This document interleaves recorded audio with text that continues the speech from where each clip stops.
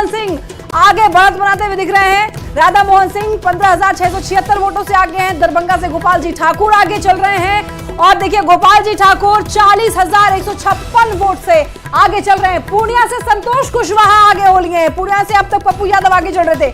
मोतिहारी से राधा मोहन सिंह आगे चल रहे हैं। तो देखिए ये उलट फेरबदल होता हुआ दिख रहा है। संतोष कुशवाहा 2,566 वोटों से फिलहाल आगे बढ़ते हुए दिख रहे हैं। इधर शिवर से लवली आनंद बढ़त बनाते हुए दिख ही रही हैं। लवली आनंद बढ़ी रही हैं आगे। लवली आनंद रुझानों में लगातार बढ़ रही हैं। 15,000 से भी ज्यादा वोट से फिलहाल आगे चल रही हैं। पाटलिपुत्र से मीसा भारती लगातार आगे चल रही हैं। मीसा भारती 11,126 वोट से फिलहाल आगे चल रही हैं।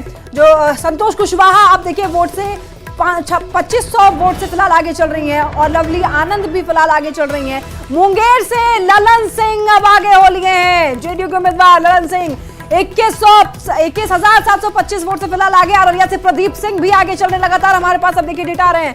प्रदीप सिंह 22,344 वोट से फिलहाल आगे और सारण से तो ये लगातार बड़ी खबर आप देख रहे हैं। पाटलिपुत्र सीट से मीसा भारती आगे हैं। विवेक शुक्रिया। किसी त्यागी को जरा सुनते हैं।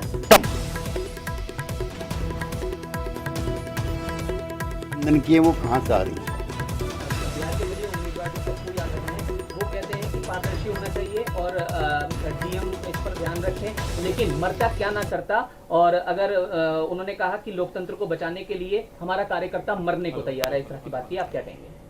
मैं श्री पप्पू यादव की पराजय पर कोई टिप्पणी नहीं करना चाहता। ये उनका हताशा से भरा हुआ बयान। जी, अखिलेश मतगणना से पहले उनके कुछ कार्यकर्ताओं को हिरासत में ले लिया गया है अवैध रूप से।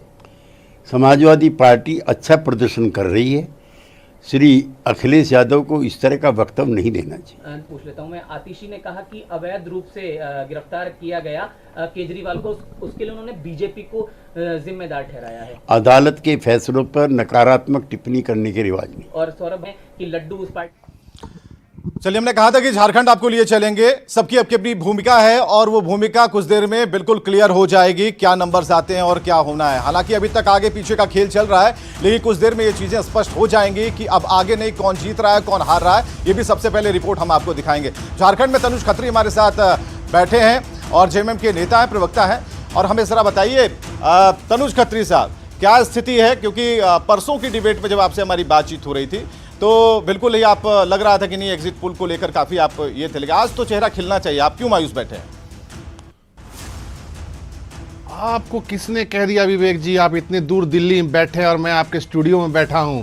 बस यही खनक चाहिए थी। फुटेज निकालिए जब आप की आवाज में ही खनक चाहिए तो हम हंस रहे थे। हाँ। और हम लबरेज हैं। और आज भी मैं आपकी बात मुझे याद आ रही है कि अपनी बाहें खोल देनी चाहिए मुझे, तो लीजिए मैंने बाहें खोल दी और जनता ने इस तरीके से हमें प्यार देने का काम किया है। आप देखिएगा भारतीय जनता पार्टी करारी शिकस्त मिलने जा रही है। खूंटी जैसी सीट से अर्जुन मुंडा हारने जा रहे हैं, निशिकांत दुबे हारने जा रहे हैं। बड़बोले सांसदों को झारखंड की जनता ने सबक सिखाने का काम किया है विवेक भाई। और देखिएगा जब अंतिम परिणाम आएंगे हम फिर रहेंगे आपके चैनल पर और हम बात करेंगे